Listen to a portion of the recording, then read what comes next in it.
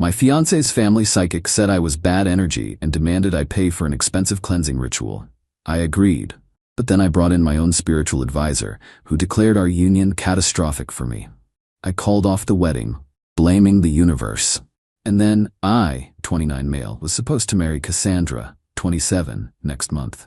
Her family had always been intense about their spiritual beliefs. Crystal healing, moon water, sage burning, the whole 9 yards. I'm not judging, everyone needs something to believe in. But 3 weeks ago, they crossed a line that opened my eyes to something way darker. Cassandra's mom, Dolores, insisted we meet with their family spiritual advisor before the wedding. She called her Madame Celestine.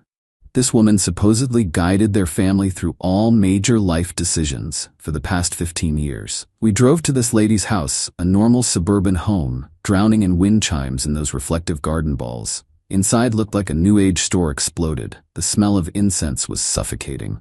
Madame Celestine took one look at me and gasped. Like hand to chest, pearls clutching, gasped. Oh my, oh dear, the darkness, it's overwhelming. Cassandra squeezed my hand. What do you mean?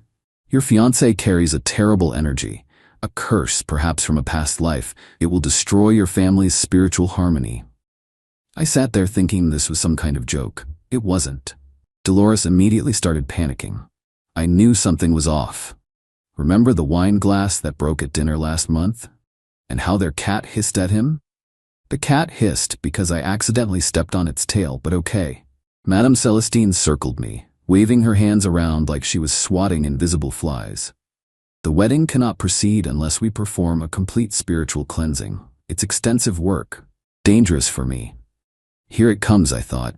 The ritual requires specific materials: blessed candles from Peru, purified salts from the Dead Sea, protection crystals that must be charged under 3 full moons, plus my time and energy, $8,500. I almost laughed, but then I saw Cassandra's face. She was buying it. Every single word. We need to do this, she said. For our future. Cass, that's almost $9,000 for some candles and salt. Dolores jumped in. If you truly love my daughter, you wouldn't put a price on her spiritual safety. Cassandra's sister, Theodora, yes, really, chimed in. Maybe the bad energy is why you're being so resistant. The darkness doesn't want to be cleansed. They all stared at me. Cassandra had tears in her eyes. Please, baby, if you love me. And that's when something clicked. This wasn't the first time money had come up with her family. There was the investment opportunity in Dolores's friend's essential oil business, $3,000. The emergency loan for Theodora's healing retreat certification, $2,200. The special crystals Cassandra absolutely needed for Mercury retrograde, $500. I'd been getting fleeced for 2 years. You know what? You're right. Let's do the cleansing. They all looked shocked that I agreed so easily. But, I continued, I want to bring my own spiritual advisor too, for a second opinion. That's reasonable, right? They couldn't really say no without looking suspicious. 2 days later, I brought Jerome. Jerome was my college roommate who did community theater. Dude could have been on Broadway if he hadn't become an accountant. I paid him $200 to put on the performance of his lifetime. He showed up in this flowing purple robe thing we bought from a costume shop, carrying a briefcase full of random rocks from my garden and dollar store candles. I introduced him as Master Aurelius, a spiritual counselor who studied under Tibetan monks. The second Jerome walked into Madame Celestine's house, he froze. His eyes went wide, then wider. Then he started backing away. No, I cannot. What's wrong? Dolores asked, suddenly nervous. Jerome pointed at Cassandra with a shaking hand. The spiritual discord, it's catastrophic, this union. He pulled out a compass, my actual camping compass, and it spun wildly, magnets hidden in his sleeve. She will drain his life force completely within 3 years, maybe less. Cassandra went pale. That's not true. Madame Celestine, tell him. But here's the beautiful part. What could she say? If she denied it, she'd be admitting the whole thing was BS. Madame Celestine just stood there, trapped. Jerome pulled me aside dramatically. You must leave. Now. Every moment you stay connected to this family damages your aura further. I've seen men reduced to empty husks. I turned to Cassandra, trying to look devastated. I can't risk it. The universe has spoken through 2 advisors now. We can't fight fate. But the cleansing ritual won't work, Jerome interrupted. The incompatibility is too severe, like mixing bleach and ammonia. Separately they're fine, together they're toxic. I left that day. Blocked Cassandra on everything, citing spiritual protection as recommended by Master Aurelius.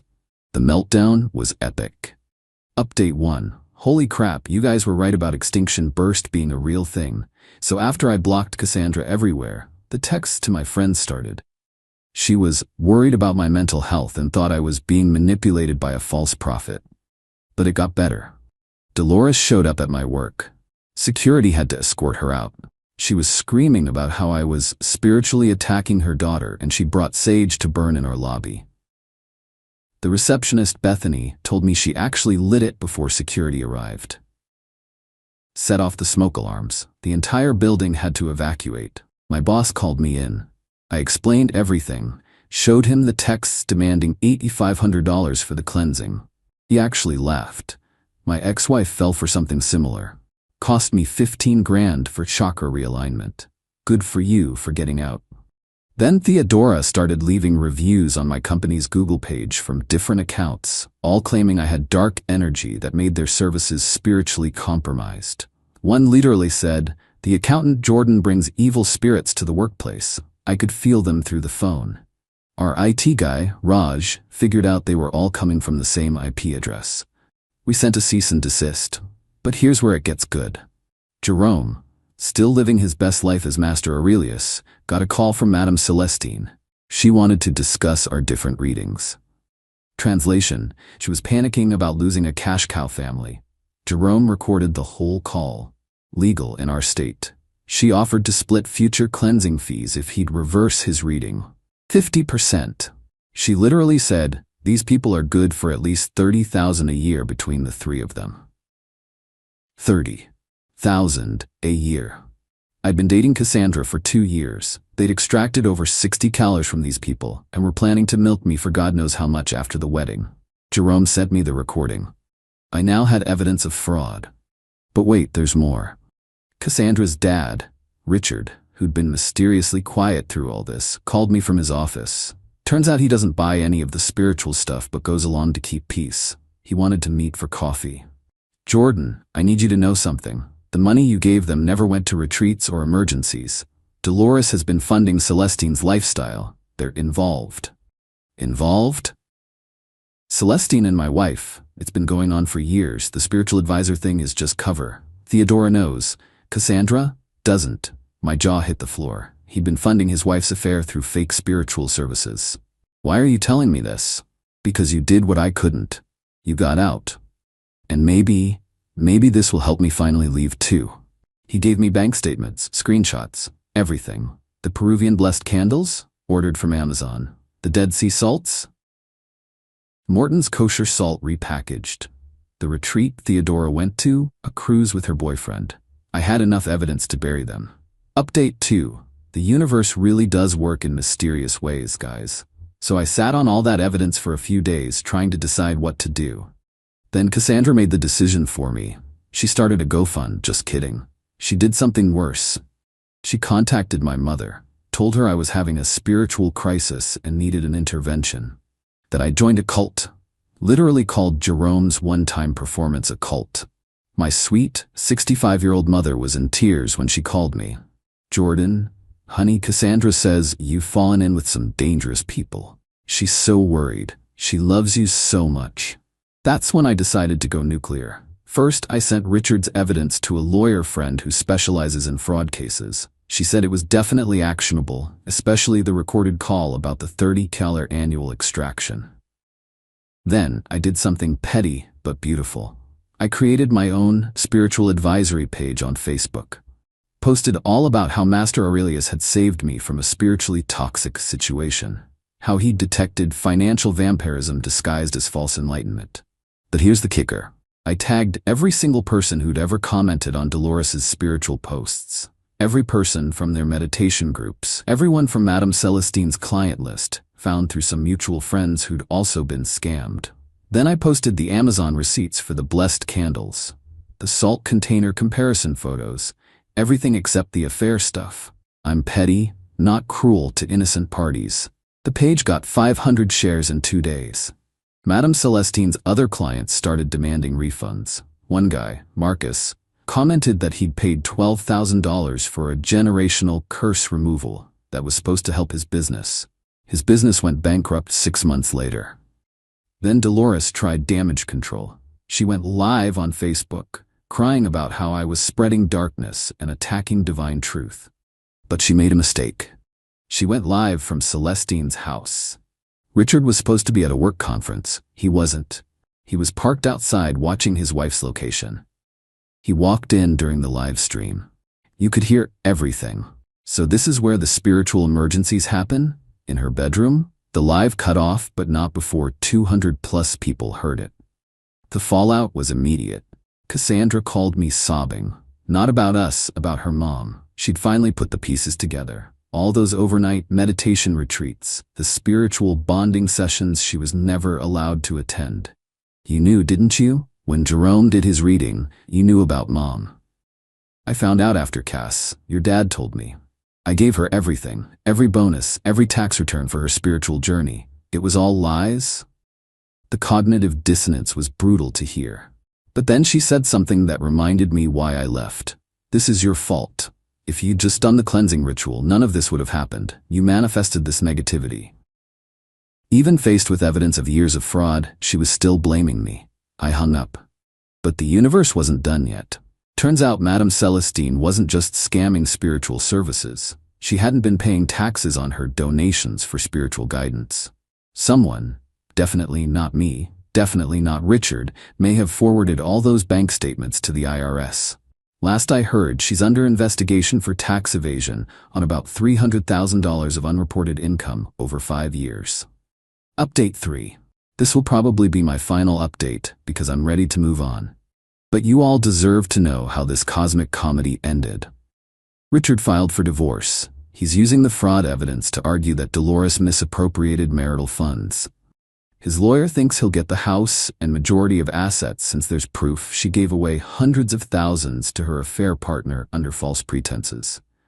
But Dolores didn't go quietly. She tried to countersue, claiming Richard was spiritually abusive by not believing in her practices. Her lawyer dropped her when she insisted on bringing Madame Celestine as her spiritual expert witness, while Celestine was under IRS investigation for fraud. The judge's face, according to Richard's lawyer, was professionally neutral but humanly exhausted. Theodora picked a side, money's side. She testified against her mother in exchange for Richard not pursuing the $20,000 she'd taken for various emergencies. Threw Dolores under the entire bus, claiming she'd been brainwashed and financially manipulated by a trusted parent. The betrayal broke something in Dolores. She went on another Facebook Live, but this time from her car, ranting about ungrateful children and fake shamans. She accidentally admitted to knowing Celestine was overcharging clients and taking a cut. I deserved that money. Do you know how hard it is to be spiritually gifted in a materialistic world? The universe owed me. Someone screen recorded it. It has 2.8 million views on TikTok now. The comments are brutal. But here's the real karma. Cassandra reached out last week, not to apologize or reconcile. She wanted to know if I still had Jerome's contact. Why? I need a real spiritual advisor. Someone authentic. The energy in my life is all wrong now. I told her Master Aurelius had returned to Tibet for silent meditation. Permanently. She then asked if I knew any other spiritual advisors. The lack of self-awareness is astronomical. I blocked her again. Jerome, meanwhile, has been getting actual requests for spiritual consultations. He's referring them all to legitimate therapists. We joke about starting Master Aurelius merch, but honestly, the whole thing exhausted both of us. Richard sent me a thank you card with a $5,000 check. I tried to refuse, but he insisted. You saved me from probably another 20 years of funding my wife's affair. Consider it a fraction of what you saved me. I donated it to an actual charity that helps fraud victims. Dolores now lives with her mother. Theodora moved to another state for a fresh start, aka nobody there knows about the viral video. Cassandra quit her job to become a life coach focused on spiritual awakening through betrayal. She has 3 clients. They're all her friends who feel bad for her. Madame Celestine pled guilty to tax evasion and got 2 years probation plus massive fines. Her house is in foreclosure. She started a new business doing tarot readings at the local flea market. Richard sends me photos sometimes of her setup, between the knockoff purse stand and the guy selling definitely real Rolexes. As for me, I'm dating Adrienne from my hiking group. She's an engineer who calls crystals rocks and thinks sage smells like burned socks. When I told her this whole story on our 3rd date, she laughed so hard she snorted wine out her nose. Wait, so you paid your roommate to destroy your engagement? That's the most beautifully petty thing I've ever heard. She insisted on meeting Jerome. They're friends now. She calls him Master Aurelius when he's being dramatic about his coffee order. Some nights I think about what would have happened if I'd just paid the $8,500. Would I have eventually discovered the affair? Would I have been funding Dolores's deception for years like Richard? Would Cassandra have ever seen the truth? Then I remember that text she sent after everything imploded. You destroyed my family with your negative energy. Madame Celestine was right about you. Even after everything, the fraud, the lies, the affair, the IRS investigation, I'm still the villain in her story, the dark energy that corrupted her perfect spiritual family. You know what? I'm okay with that. Better to be the villain who escaped than the hero who pays $8,500 for candles from Amazon. The universe works in mysterious ways indeed. Sometimes it works through a theater kid with a compass and magnets up his sleeve. Master Aurelius sends his blessings to all of you. May your auras stay bright and your families stay away from fake psychics.